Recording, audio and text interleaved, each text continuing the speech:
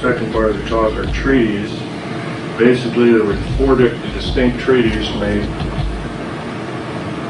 through the United States government from the alien encounter. The first one was in 1944. The second one was 1954. The third one was 1962. And the fourth one was 1979. I'll go backwards. The 1979 treaty was a total violation of, incidentally, in Dulce, New Mexico, where I got badly hurt. 66 Secret Service and Delta Force people lost their lives, 22 of which were on loan from other countries, Israel, Germany, Norway, and South Africa, if I remember. I was the only geological engineer down there to analyze the situation.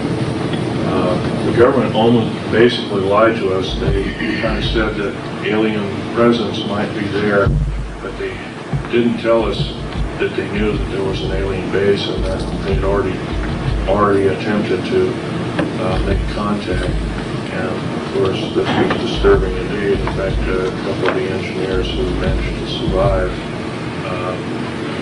put the project under duress. Another part of the talk are the intelligence community. The Nazi group, the World War II Nazi or Hitlerian group, the Fatherland Intelligence Agency, trained our CIA, our OSS, which became our CIA, and other intelligence communities predominantly, and are still being employed today as we, in quote, the federal government today trains Bosnian troops on American soil, and from what I understand, that's totally illegal, and that's another topic. Now, the third part of the talk is the types of aliens.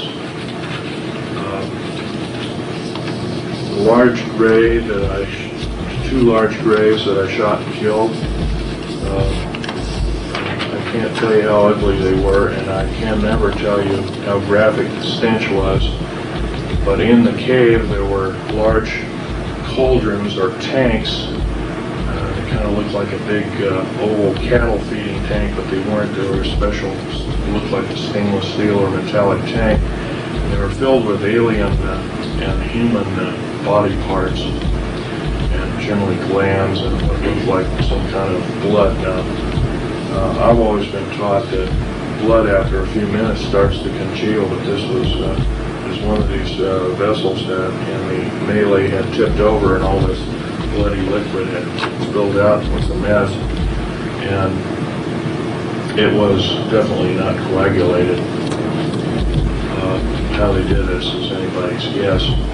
So if we remember anything about cattle mutilations, we might also think that basically the blood in these cattle are totally drained out.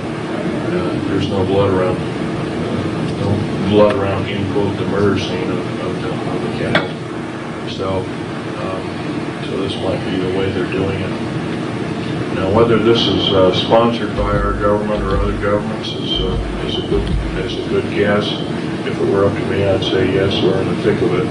We made a pact with the aliens, and therefore we must know what their agenda is, and also the federal government must also further know that if they keep the big lie going, they must be in the thick of it in the worst way, and if that's the case, they're an enemy of gross concern.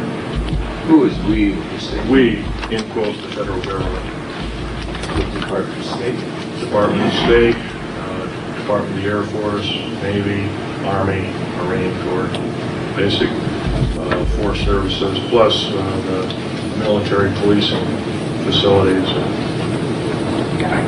the FBI, and all the different. They're all hooked into the black projects as a whole. In this part of the black projects, there's kind of like an outer sphere of normal black projects, like building everything from these kind of aircraft here, and doing these kind of experiments here, building aircraft like this,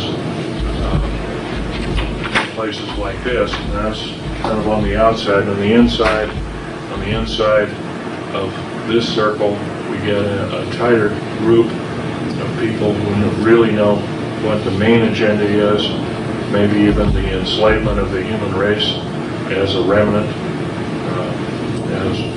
or something as a scenario like that. And then finally a third category whereby none of the other two categories would even hint at the possibility or the horror of what's happening.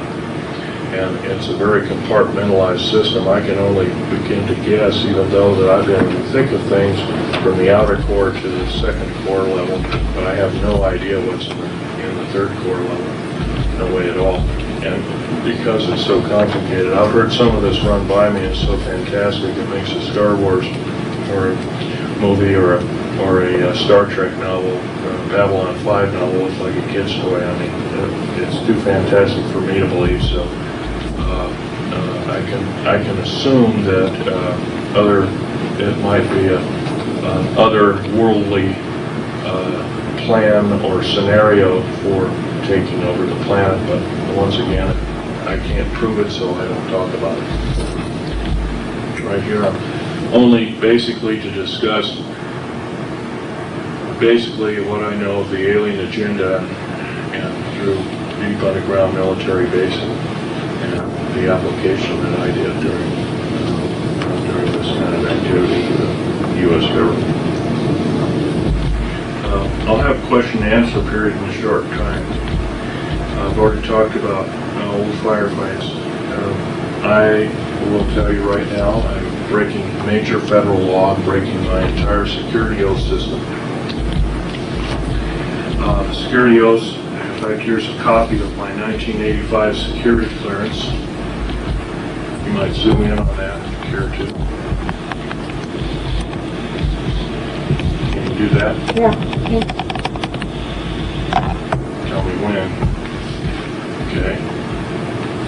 And of course it's got a picture of me, it's got Department of the Air Force, it's got a control number here, it's got a digital control number and name here, it's got a UPC stripe here, it's got a level L. That was only issued to people that worked at Groom Lake and Area S4. And R, restricted zone R4808E. This is a computer chip camera in the card itself. You didn't wear the card like you wore another security card. This one wasn't worn. This was used to get you into the main gate. And there was a large machine. There was a large machine that looked like a kind of like a curved. The bottom part, you put the card in, and you put your thumbprint on. You're supposed to actually, some of them had two of them. I don't have a second thumb. So this one was made with one. There's normally two here, and the L for a normal person would be up through the UPC stripe. So there was one, and I put my thumb there on the bottom, and if it would flash green, I'd flick a switch, and then I'd insert the card in the second part of the control unit, and there'd be a thing that would hold my forehead, and I could block off my left eye, and I'd stick this thing up to my right eye, and it would take a picture of my retina, and then if the green light went off, I could remove my card, and I could leave it at the guard shack, and I'd wait for anywhere from 45 minutes to several hours waiting for the next shift to start. I'm breaking all my security oaths by coming out in the open and talking about this, because not only are we dealing with a kind of technology, I believe, that we should be out, that should be out in the public. It should, at least this kind of 50 and 60-year-old material should be out in the public. I feel that in coming clean, so to speak, I don't know quite how to explain it other than the fact that when I initially was told these underground bases were for security in case of nuclear attack in the United States, and and it was a total lie. I found out that aliens were actually entrenched in half of these bases, and these bases, by the way, cost a minimum of $17 billion apiece. The black budget garners $508 billion a year, $1.023 trillion every 2 years. That's 2-year-old information. It's probably more like 1.3 trillion now, which is about 1/4 of the gross national product of the United States. It's no wonder why our economy is kind of up and down here and there. Once again, you might ask, well, how in the heck? We've only been told, we the public have only been told there's a total defense budget of $447 billion, so how can there be $500 billion going on behind the scenes? First of all, black budget means hidden budget. Hidden budget is totally hidden from congressional view and oversight, cannot be audited by the U.S. Treasury system at all. It is a separate, independent taxing body entity within the federal government structure, which, by the way, is illegal. Totally illegal. It's primarily financed by drug operations by the CIA and the NSA and the Drug Enforcement Administration, and now the FBI is implicated also.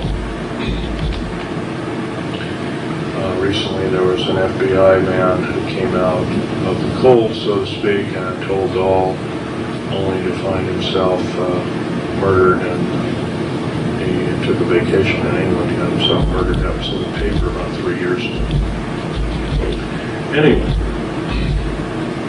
9 attempts on my life have been taken, all since the 1st of January of this year.